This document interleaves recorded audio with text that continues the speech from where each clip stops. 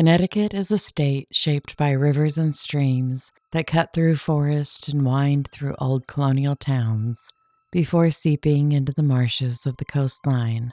The state is small in size but deep in history and stretches from the craggy coastline of the Long Island Sound to the shadowed hills of the Litchfield Highlands. It is a state of stillness where fog creeps low across black stones and brackish water, where the dense canopy of the New England forest muffles sound and holds its secrets. Connecticut isn't the loud kind of eerie. Its mysteries don't announce themselves.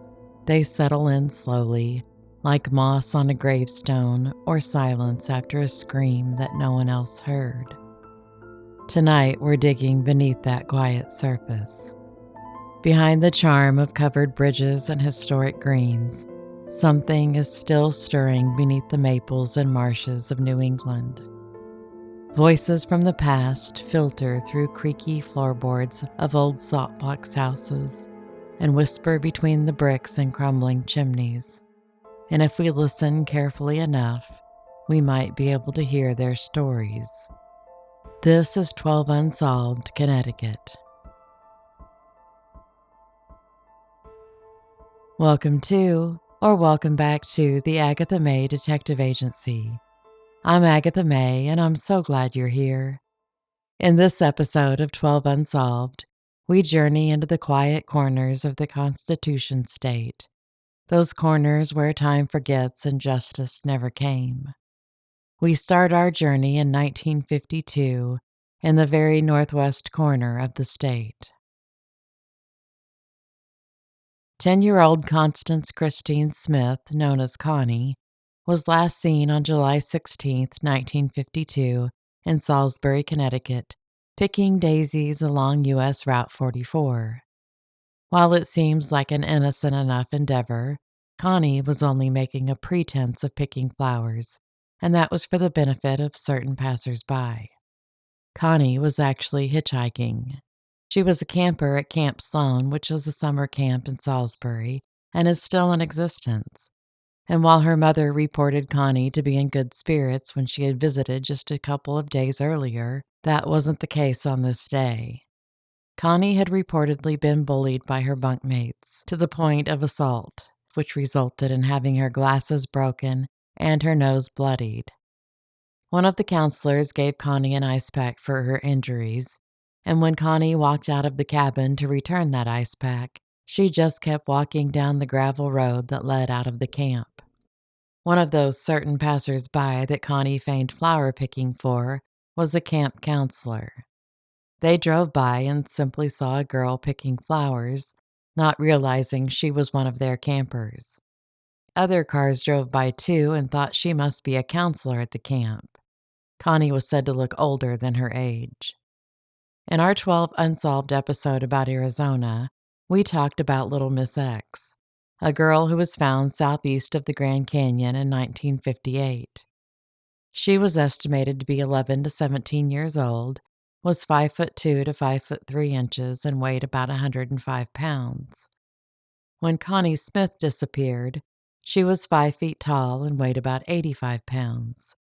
Dental records were compared for the two girls, and there were reportedly multiple matches in the teeth, but weren't 100% conclusive.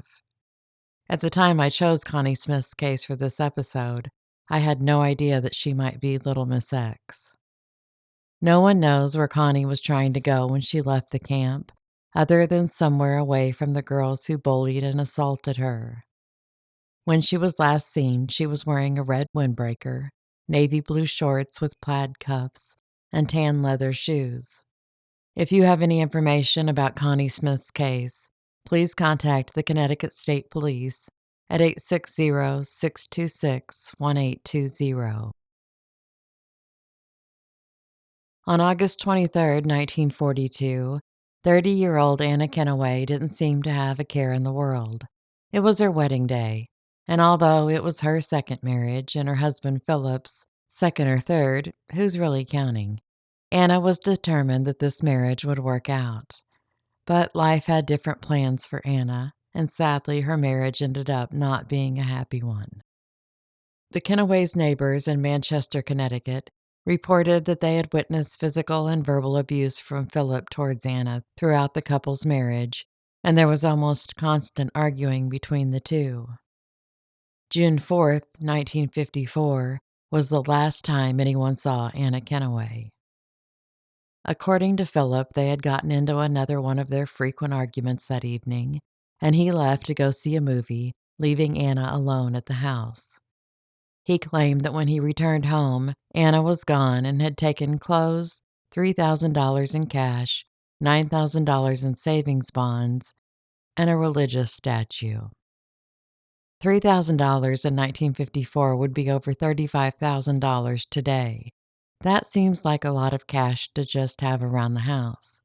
What exactly was Philip's employment status? And how large was that statue that was missing?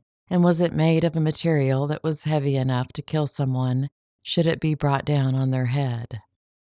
Philip didn't report Anna as missing. Her adult son, however, did. He was positive that his mother hadn't just left without telling anyone.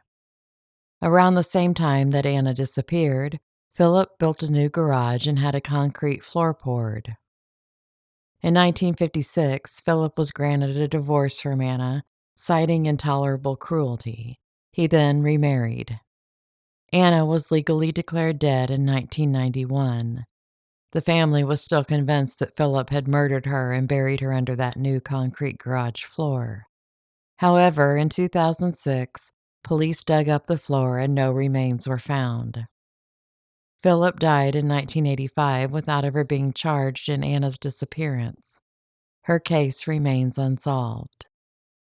If you have any information about Anna's disappearance, please contact the Manchester Police Department at 860-645-5544. In 1976, Maria Florence Angiras was a freshman at Norwalk High School. She was described by her friends as artistic and talented and was involved in ballet and theater. On February 12, 1976, Maria was scheduled to have a voice lesson that afternoon and then babysit for a neighbor that evening. Her father saw her at 2:15 in the afternoon while he was leaving for work. When her father returned from work, Maria wasn't home. She had never gone to her voice lesson or her babysitting job. Her bicycle was later found at the house of one of Maria's friends, but the friend hadn't seen Maria or heard from her that day. Maria had threatened to run away a couple of weeks before, but her parents had talked her out of it.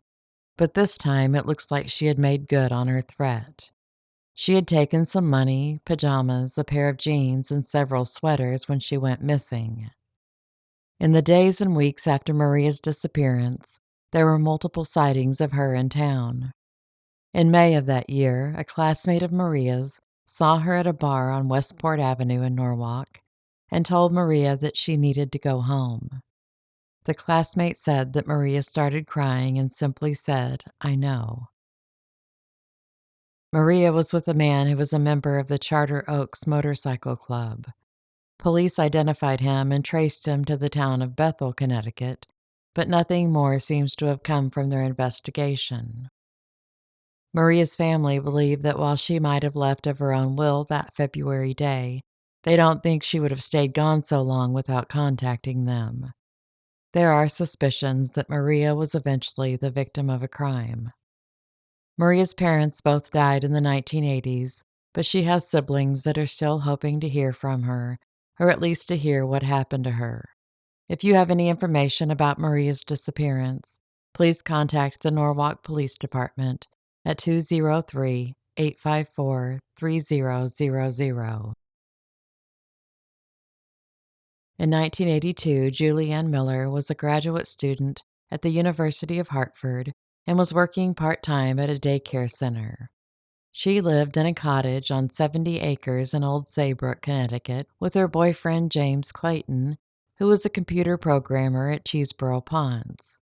The cottage had been deeded to Julianne by her father, and when James moved in with her, she added his name to the deed. For unknown reasons, she decided she no longer wanted James on the deed, so on September 20th, 1982, She picked up a quitclaim deed for James to sign. The next day was the last day that Julianne was ever seen. She rented out rooms in her cottage, and one of the tenants said that on the day that Julianne disappeared, she and James were arguing. Many believe that the argument was about that quitclaim deed. James never reported Julianne missing. He said it was because she was supposed to be house-sitting for her father while he was on vacation, and he didn't want Julianne to be in trouble with her dad for not watching his house. Not too many people believed James. He also told police that Julianne was last seen getting in a brown truck with a black male. Well, what a coincidence, because James was a black male and had a brown truck. Police think he might have given that description as a way to cover himself in case anyone saw Julianne leaving with him that night. Julianne left behind her cherished golden retriever dog, her car, and her purse with the unsigned quitclaim deed tucked inside. A witness told police that the day after Julianne disappeared, James had rearranged the furniture in her living room, and some of the sofa cushions were missing. James said they were at the dry cleaners. There were also white spots on the carpet as though bleach had been used on it. Police discovered blood on the remaining cushions and the springs of the sofa. But 1982 was the pre-DNA era, and authorities were unable to determine if the blood was a match to Julianne's blood type. James was named the main suspect in Julianne's murder, but was never arrested for it. By 2002, he was a captain in the Army Medical Corps and was arrested, charged, and found guilty of attempted murder for hitting a friend on the head with a hammer. He served 5 years. Julianne's parents have since passed away, but her remaining family members are still waiting for the answers as to what happened to her that September evening. If you have any information about Julianne's disappearance, please contact the Old Saybrook Police Department at 860-395-3140. 38-year-old Mary Badaracco's story is another of an unhappy marriage and is eerily similar to the Anna Kennaway case. In August of 1984, Mary had told friends and family that her second husband, Dominic, had been caught having an affair. Well, another affair. Mary had weekly dinners with her 21-year-old daughter, Sherry, at her home in Sherman, Connecticut. During their last dinner together, Mary confided in Sherry about her plans on leaving Dominic and seemed nervous about it. When Dominic got home that night, Mary asked her daughter to leave, which Sherry found odd but complied with her mother's wishes. On August 18, 1982, Sherry called Mary about attending a local fair since she knew her mother enjoyed them. Sherry didn't know that it would be the last time she ever spoke to her mother. A couple of days later, Sherry's stepsister, Dominic's daughter, called her to tell her that Dominic wanted them to come by to talk about their upcoming weddings. When Sherry got there, she thought it was strange that her mother wasn't home, but even more alarming was that Mary's car was sitting in the driveway and the windshield had been smashed. When Dominic showed up, he told Sherry that her mother had gathered about $100,000 that he had stashed around the house and took off. Sherry did not believe him. And how and why would she have left without her car? And what happened to that windshield? When a missing persons report was filed, the police seemed to blindly take Dominic's word for Sherry's disappearance.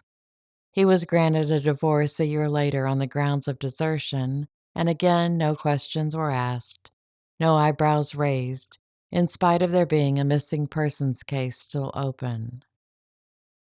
In 1986, a member of the Hells Angels Motorcycle Club told state police that Dominic had his son and another member kill Mary. According to the informant, the hit was ordered because Mary had threatened to report Dominic's alleged illegal dealings to police. Still, Dominic was never charged and doesn't seem to have even been questioned by police. I wonder if they were the recipients of some of that stash around the house. If you have any information on the disappearance of Mary Badaracco, please contact the Connecticut State Police Western District Major Crime Squad at 800-376-1554. January 31st, 1985, was a cold, cloudy day in Norwalk, Connecticut. It was that long stretch of winter when the sun barely shows and everything feels suspended in gray. Late that night, 20-year-old April Croissanti had a physical altercation with her boyfriend James Purple Aaron, which ended when police responded. April, perhaps too used to this kind of trouble, chose to not press charges. A few hours later, just after midnight, there was a second altercation between the two at Anthony's Bar in Norwalk. Witnesses watched James force April into his blue Cadillac and drive north on Main Street. He returned home 2 hours later, but April was never seen again. Investigators found a toll stub in his car that suggested he'd crossed state lines into New York sometime during those missing hours. April's wallet, driver's license, and her birth certificate were later discovered discarded about half a mile from James's residence. He was eventually charged and convicted of kidnapping and served 6 years in prison. But due to April's body never being found, he wasn't charged with her murder. He continuously claimed that April had gotten out of his car about 3 blocks from the bar. James Aaron died in 2016, taking the full truth of what happened that winter night with him. If you have any information about April's disappearance, please contact the Norwalk Police Cold Case Unit at 203-854-3028. 28-year-old Elizabeth Kovaleik was the mother to a bright-eyed 3-year-old boy and was described by her sister as fun-loving, energetic, and beautiful. She was last seen on November 15, 1987. That fall had started like any other. Elizabeth was working at the Dictaphone Corporation, but something seemed off. She missed work on the 9th of November and again on the 11th. When she returned on the 13th, coworkers noticed that her behavior had shifted. She seemed distracted and maybe nervous, definitely not herself. She never made it to her family's for Thanksgiving dinner, and that's when they knew something was wrong. They reported her missing soon after. Though Elizabeth lived in Milford, she'd spent the nights of November 13th and 14th in New Haven, about 11 miles away. A friend told police he'd seen her at McKenna's Bar, a dim, now-defunct dive, with a loyal crowd and maybe a bit of a rough edge. She wasn't alone. She was with 2 men the friend didn't recognize. The next day, that same friend says he gave her a ride back to Milford and dropped her off on her street. No one ever saw her again. Her apartment was untouched and her belongings were all there, and none of her credit cards were ever used after her disappearance. 7 years later, Elizabeth Kovaleik was legally declared dead, but no suspects were ever named. No arrests were ever made. Her case, like so many others, faded from headlines and settled into silence. If you have information about Elizabeth's disappearance, please contact the Milford Police Department at 203-877-1465. 24-year-old Leah Olrich was a young mother, a poet, and a talented artist. Talented enough that her work had been featured in the Connecticut Museum of Natural History. Leah, unfortunately, had struggled with a drug addiction since her teenage years. In the late 1980s, she had been through a treatment program and turned her life around. She married Bobby Olrich, and they had 2 children. Their marriage ended in 1991, and with it, Leah's sobriety. But she was determined to fight her addiction, and in the late summer of 1995, she did just that. She had made it through another treatment program. She was working on obtaining her GED so she could later attend nursing school. In the late afternoon of October 29, 1995, Hartford police received a disturbing emergency call about a woman who was being dragged through town by a car. Another call came in soon after with a similar report, a woman being dragged by a car, but it was a couple of streets away from the initial call. A police officer happened to be patrolling in the area and saw that same car. He initiated a pursuit but was unable to catch up to the vehicle. However, he did find the victim. It was Leah Olrich. She was pronounced dead at the scene. An autopsy determined that Leah's cause of death was extensive blunt trauma. It was later determined that Leah had been dragged for 4.5 miles.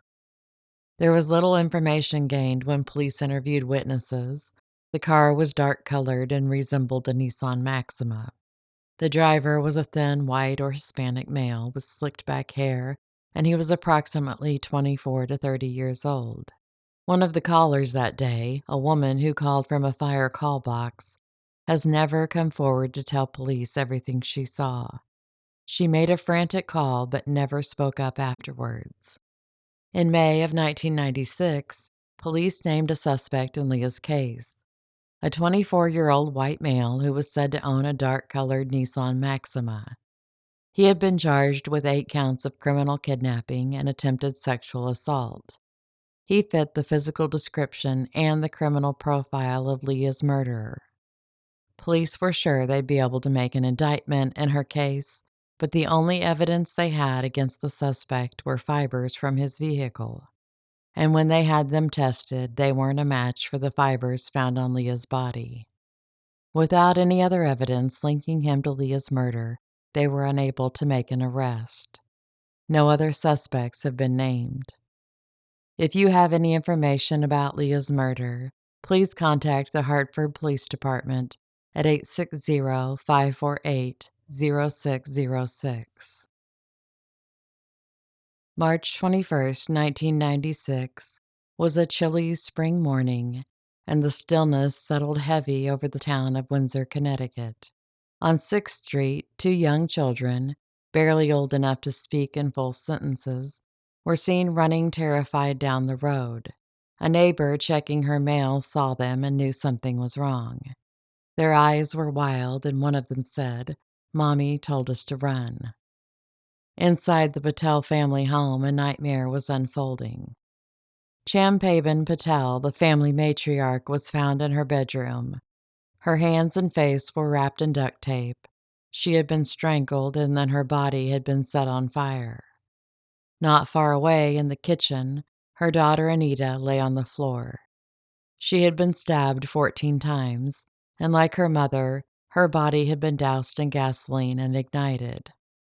But the autopsy revealed a chilling truth. Anita was still alive when the flames took her. Her cause of death was smoke inhalation. Authorities believe Champaben was attacked first, and then Anita arrived home with her children just in time to walk into a murder in progress. She told her children to run, likely saving their lives. No one has ever been charged in the Patels' murders.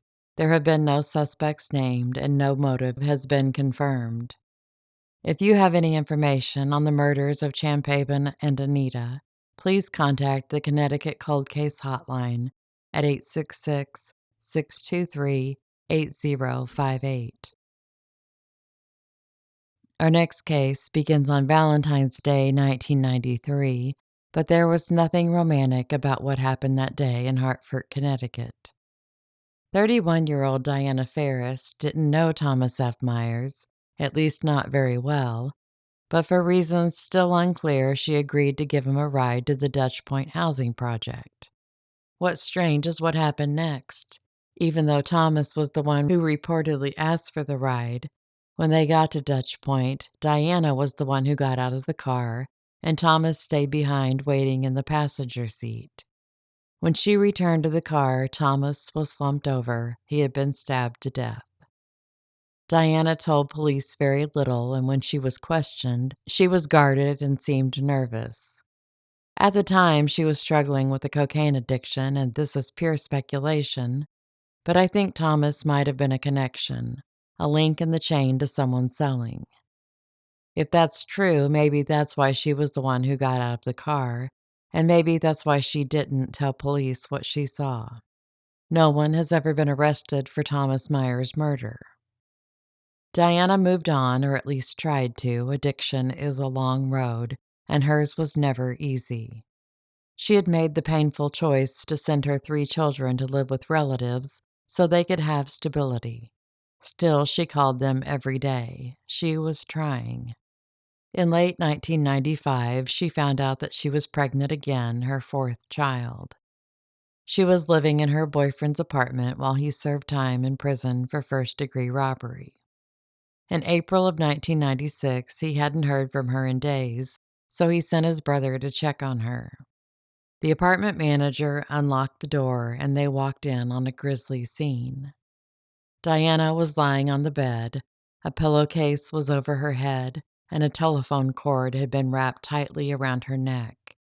She and her unborn child were both deceased. Police opened a homicide investigation, but the case has never been solved. Some wonder if her murder was tied to what she saw that day when Thomas Myers was murdered. But if Diana had known something about his death, why would someone wait so long to silence her? If you have any information about the murders of Diana Ferris or Thomas Myers, please contact the Hartford Police Department at 860-757-4000. It was just after 2 a.m. on July 20th, 2008, when the quiet hum of St. Francis Hospital's emergency entrance was broken by a car speeding into the lot. 2 strangers rushed inside calling for help. In the back seat was a teenage boy barely clinging to life. His name was Tully. He was 15 years old and had been shot twice. The 2 men who brought him in said they found him on the ground outside the market at 485 Albany Avenue in Hartford. He wasn't alone when he had been shot, but he was alone when the men found him. No one had called the police, no one had stayed behind. Jakeem was pronounced dead at 2:42 a.m. But this wasn't his first brush with violence. Just 16 days earlier, Jakeem had been the passenger in a car when bullets tore through it during a drive-by shooting. He was lucky then, he only had minor injuries. The driver, James Brown, wasn't so lucky. He was seriously wounded. He was also known to police as a member of the Money Green Gang. That connection mattered because Jakeem wasn't in a gang. Not then, not ever. He'd never been in trouble. He was just a kid, a good kid, who sometimes hung out with the wrong crowd. Police suspect that his death was gang-related, that someone somewhere mistook his proximity for loyalty, and that guilt by association was enough for them to justify taking his life. But in the years since, no arrests have been made, no witnesses have stepped forward. If you know anything about the shooting death of Jakeem Tully, please contact the Hartford Police Major Crimes Unit at 860-757-4000. Our final case in this episode is a missing persons case, but it's a different kind of missing persons case. Irvvis Mellari, age 21, was last seen on December 20th, 2008. He had lived with his parents in Waterbury, Connecticut, and according to police reports, he had left his parents' home. An unknown female bought him a bus ticket to St. Petersburg, Florida, and he left town. But Irvvis never made it to Florida. He got off the bus in New York City and was never seen again, at least not by anyone who knew him. Before you start feeling sorry for Irvvis, though, you should hear why he jumped on that bus that winter night 17 years ago. His neighbor, 85-year-old Laura Orso's apartment had been robbed, and Laura had been stabbed 37 times. DNA found at the scene was later matched to Irvvis. Irvis's parents told police that he had been acting erratically the day of the murder. He had also been diagnosed with obsessive-compulsive disorder, and that's what led to him leaving his DNA at the scene. Irvvis had cut himself during the commission of the murder, but because of his OCD, he had to wash his hands before leaving the scene, and he didn't get all of the blood out of the sink. Irvvis also had a heroin addiction and had stolen money from his parents before to support his habit. Authorities suspect Irvvis has had surgery on his nose from heroin use, so he might have scars from that. Irvvis is 5'10" and weighed 175 pounds when he disappeared. He has black hair and brown eyes. Has Irvvis been in New York City for the past 17 years, hiding in plain sight? If you have any information on Irvvis Mellari, please contact the Waterbury Police Department at 203-574-6941. 12 stories, 12 people with loved ones left behind, and more questions than answers. They linger in court records and unsent letters, in the empty chairs at holiday dinners. They echo in the neighborhoods where they once lived and laughed and tried to build something that felt like a life. If you know anything about any of the cases you've heard in this episode, please reach out. Sometimes all it takes is one person, one memory, one moment of courage to break the silence. Because someone knows, and justice, no matter how long it waits, never forgets. Thank you so much for watching. Please like, subscribe, comment, and share as this helps the channel grow. In our next episode of 12 Unsolved, we head down the coastline to Delaware. And while it might be the second smallest state in the nation, don't let its size fool you. Tucked between the Atlantic coast and rolling farmlands are stories that have slipped between the cracks. From the quiet corners of Sussex County to the worn streets of Wilmington, we'll look at cases that chilled small towns, haunted beach communities, and were swallowed by silence. Until next time, stay safe and be happy.